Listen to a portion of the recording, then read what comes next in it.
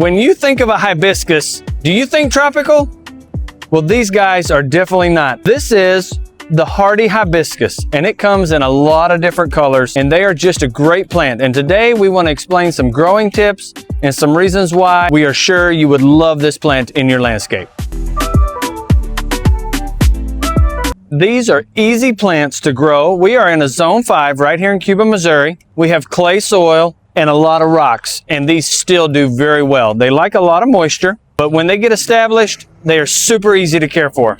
Every fall, when it freezes, they will die back all the way to the ground, and you cut them off in late fall, early winter. You cut them all the way down to 2 to 3 inches above the ground, and in the spring, they will come back out. And a big common mistake a lot of people make is in the springtime, they lose patience. They are slow to come out of dormancy, so do not lose your patience in the spring. They are hardy down to -30. So they're a super hardy plant, and they love our sun. And in the spring, so I tell people don't touch them until at least Memorial Day to give them plenty of time to emerge from the ground. When they do emerge, they grow super fast. The bloom time on these is normally from the 4th of July in our region, a zone 5, until frost kills them. They bloom for a long time, and they have a lot of beautiful different colors. We grow them in lavender, we grow them in pink, we grow them in red, in white, and then they also have different colors of foliage. Like you have a dark foliage, you have green foliage, and so they just give you a lot of different options. They're just a great, easy plant.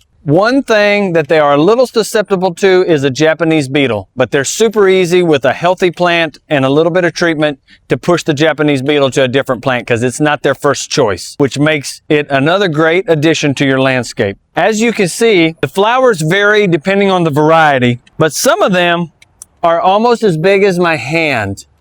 Hence the name dinner plate hibiscus is what their nickname of this plant is. And they live up to the standard. They will not disappoint. Some varieties, depending on the size, and the actual plant itself, one variety to another can vary from like 28 inches tall at mature size, all the way up to 60 inches, which is the most common size. So a lot of them are going to be in that 5-foot range. So they do need a little bit of space, but can you imagine 5 feet of color like that? That is absolutely spectacular. Drop a picture of your hardy hibiscus in the comment section below.